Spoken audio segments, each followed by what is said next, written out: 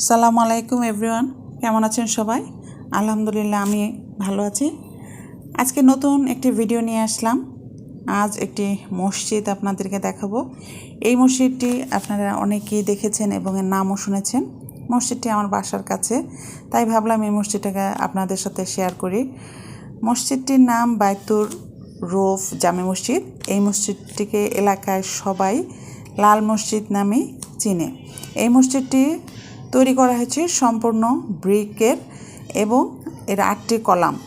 চারদিকে অনেক প্রশস্ত জায়গা এবং খোলামেলা জায়গা, বাতাস আসা যাওয়ার সুন্দর ব্যবস্থা আছে।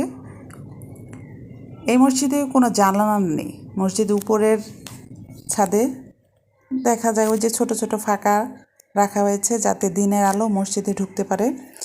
দেখেন মসজিদটা কত সুন্দর, ভিতরে অনেক প্রশস্ত জায়গা। এই মসজিদটি মেরিনা তাবাসসুম উনি তৈরি করেছেন এবং উনি এই মসজিদটা তৈরির জন্য আগা খান সর্বোচ্চ যে অ্যাওয়ার্ডটা, সেই অ্যাওয়ার্ডটা উনি পেয়েছেন। এখানে দেখেন সুন্দর উজুর ব্যবস্থা রয়েছে মসজিদের সামনে, খোলামেলা। এই যে দেখেন কি সুন্দর ফাঁকাগুলো, এখানে দিয়ে মুসল্লিরা যখন নামাজ পড়ে দিনের বেলায় তখন এই আলোটা মসজিদের উপরে পড়ে। আর মসজিদে বসার জায়গা আছে সুন্দর। আমার কাছে খুব ভালো লাগছে মসজিদটা। অনেক দেশ বিদেশ থেকে এখানে সবাই দেখতে আসে এই মসজিদটা, অনেকে ভিডিও করে নিয়ে যায়। তাই আমার এই ভিডিওটি যদি ভালো লেগে থাকে তাহলে অবশ্যই লাইক, কমেন্ট, শেয়ার দিবেন। এটা সম্পর্কে আরও তথ্য জানতে হলে আমাকে অবশ্যই ফলো দিবেন।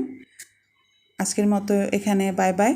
আর যারা ইউটিউবে দেখছেন তারা অবশ্যই সাবস্ক্রাইব করবেন। আল্লাহ হাফেজ।